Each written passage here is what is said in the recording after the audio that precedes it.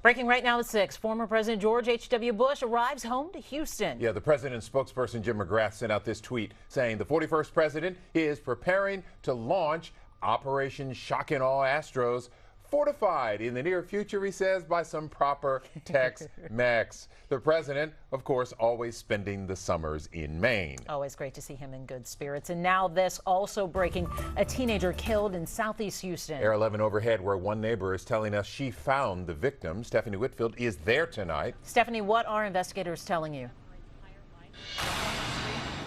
Well, as you can see, police have this street shut down for the investigation, but behind the camera, there are a lot of neighbors who are outside their homes, and a lot of them know the 18-year-old girl who died here today. Now, I'm going to step out of the way so that you can take a look at investigators working right now. We just got an update from police a little while ago.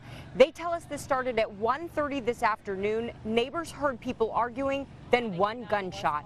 Listen to what the friend who found the victim just told us. So I ran down the street to find her, at the door with a gunshot wound to her chest. So I couldn't do nothing but tell them, like, call 911, get the paramedics here and pray for her. That's all I can do. I wasn't concerned about nobody but her because I literally watched her grow up. Back out here live, that same friend said he saw police take that young woman's boyfriend into custody. Other neighbors tell us the two had argued in the past, but certainly never expected something like this to happen. Guys, back to you. Very sad to hear this. Thanks, Stephanie. An elementary school emergency drill nearly turned tragic in Baytown. An officer drew his gun on a student because no one told the officer about the drill. Tonight, Josh Marshall is live at the school. Josh, have you heard why the officer didn't know about the drill? Yes, and that bit of information came from the school district. They say that Baytown police officer teaches the DARE program here at Clark Elementary School, but he usually teaches it on Mondays. Well, the school was closed on Monday, so when he came in Wednesday, he was unaware about the ongoing emergency drills. But still, parents want to know why they knew, and a police officer didn't. A campus intercom announcement locks down Clark Elementary for scheduled emergency drilling. To the Baytown police officer walking in, it was real. That's unbelievable. I mean, everybody should have been informed in the first place about what was going on, especially an armed officer. Student actors inside had fake guns for the scenario. A source with the department says student actors have used blue rubber guns for the scenario before. That's scary. That's scary. Why is that? Because the officer should have known, and he draw weapons on kids. So that's real scary for the kids. Guardians like Makita Williams received the school's emergency drill notice, telling them when the drills were happening. Now they're questioning why they weren't told about Wednesday's misunderstanding. Well, I have a 4-year-old here, so I had no idea that happened. My son told me he saw a police officer, but I didn't know why. Goose Creek ISD said in a statement the officer took the appropriate action given the fact he was unaware there was a drill in progress. I mean, it's great that they have a police officer here who is armed to protect kids, but everybody needs to be informed so that nobody's pulling guns on people that are acting. That's crazy. No students were hurt during this misunderstanding. A Baytown police officer I spoke with this evening says that the officer involved in this misunderstanding is pretty shaken up over the entire ordeal. Live in Baytown, Josh Marshall, KHOU 11 News. He's shaken up, kids are shaken up, Yeah. Family, that was really something. Well, Houston ISD board member is apologizing for last night's heated meeting, but she's not sorry for switching interim superintendents without warning. The decision, some say, was racially motivated. Jason Miles has the latest from HISD headquarters. Well, come Monday, a new superintendent will be in charge here. He's no stranger to the district, but might not be welcomed with open arms by all. It was a surprise motion that set in motion a wave of emotion. I move that we relieve Granita Latham of the duties of interim superintendent effective Monday, October 15, 2018, and to name Dr. Abelardo Saavedra as interim superintendent and to issue him an interim superintendent contract for a term of 6 months. HISD board member Diana Davila said she stands behind what got so many others riled up. This board member does not make decisions down racial lines. This board member makes decisions based on what's best for children, even if that means sometimes adults will get insulted. Racial motivations are what some other board members alleged following the 5-4 vote to oust interim superintendent Grenita Lathan. Every Hispanic member of the board voted to replace her with former superintendent Abe Saavedra. It should be about one color, and that's our kids, and we're not doing that. And I cannot hold my peace anymore. We have to quit the racial lines here. Davila says bringing Saavedra in for no more than a year keeps the search for a permanent superintendent impartial, since Dr. Lathan, who replaced Richard Carranza last spring, is expected to apply. What do you say to people who are concerned about some of the behavior they may have seen? So the behavior is unexcusable. The Houston Federation of Teachers called the meeting irresponsible, adding in a statement, quote, "The conduct of the HISD board was nothing short of embarrassing and harmful. It demonstrated a dysfunction that does not serve our community, our school district, and our students well." When you're having heated discussions and you have people with differences of opinion, things are going to get pretty heated in the conversation. So we apologize to the public for doing that. That was never our intent. Abe Saavedra happened to retire from South San Antonio ISD today. He served HISD as superintendent from 2004 to 2009. Reporting from HISD headquarters, Jason Miles, KHOU 11 News. So what exactly does HISD's board do, and how important is it to have a superintendent? We're here to connect the dots. Let's start here. The HISD Board of Education is made up of 9 trustees. These members are elected from separate districts and serve staggered 4-year terms. And get this, they make the rules for the 284 schools in the district, including how money is spent.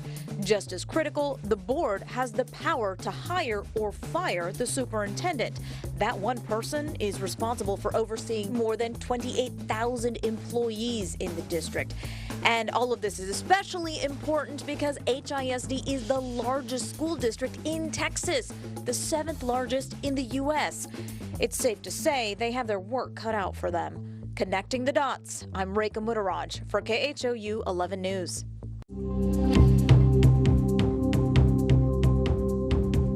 Now for a look at tonight's other top stories. There is a possible case of tuberculosis at Pearland High School. TB is a highly contagious disease. Right now it's unclear if a student or staff member is sick.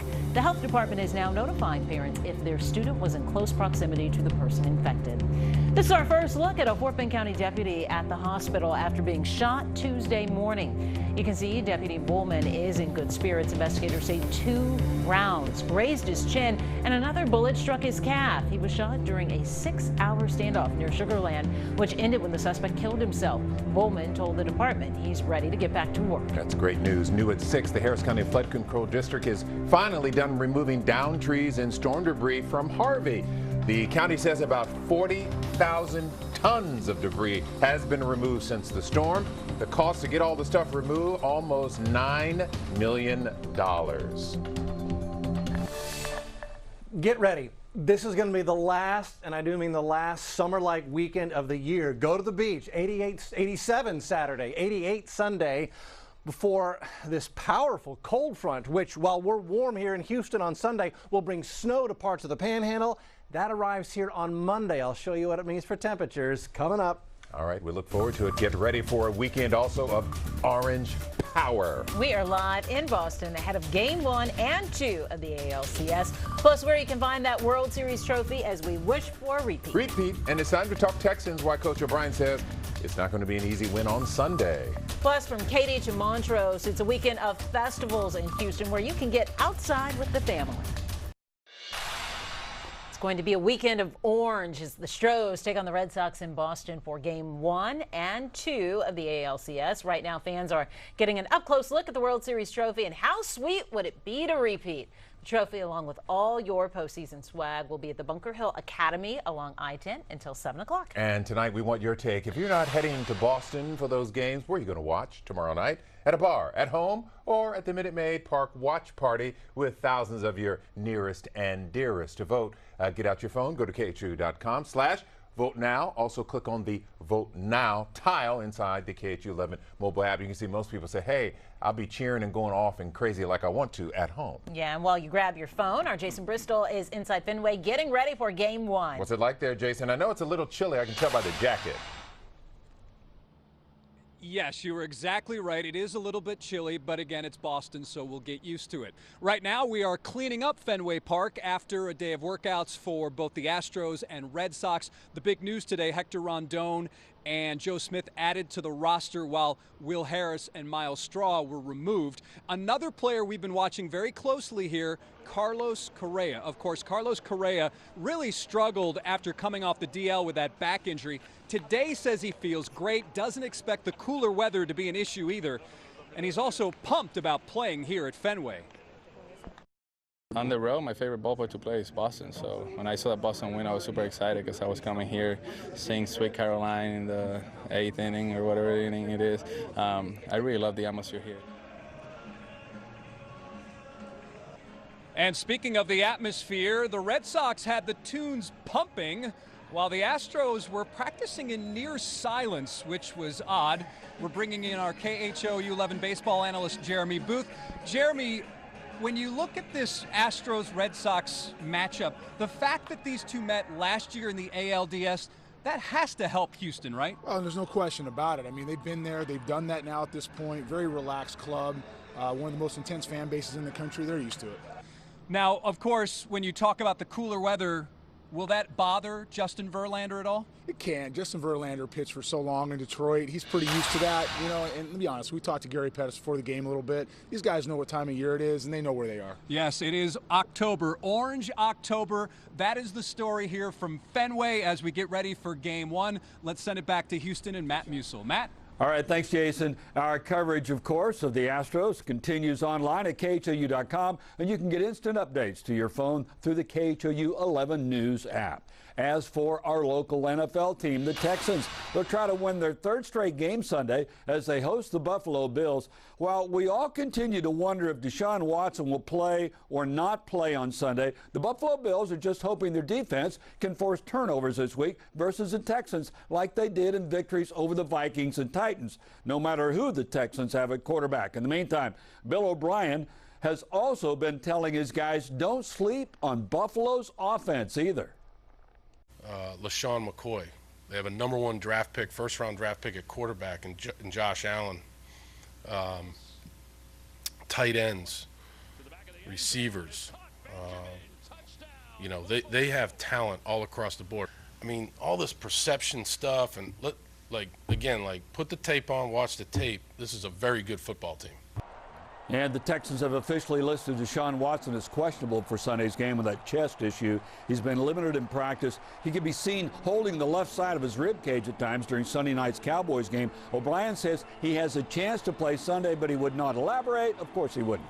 Of course, you can watch all of the action right here in KHOU 11 Sunday starting at noon. Got a few days for him to heal up, then we'll see. Yeah, and treatment, all those good things. All right, thanks, Matty. All right. Yeah, the cooler weather, perfect for going outside and enjoying a festival, and there's a whole lot of them around town. The Italian Festival, celebrating 40 years, plenty of culture, food, and music at the University of St. Thomas, or check out the Bayou City Art Festival at Memorial Park, where you can support local artists. There's also the Katie Rice Festival in downtown historic Katy with a Selena tribute show tonight. Yeah. Got you covered there.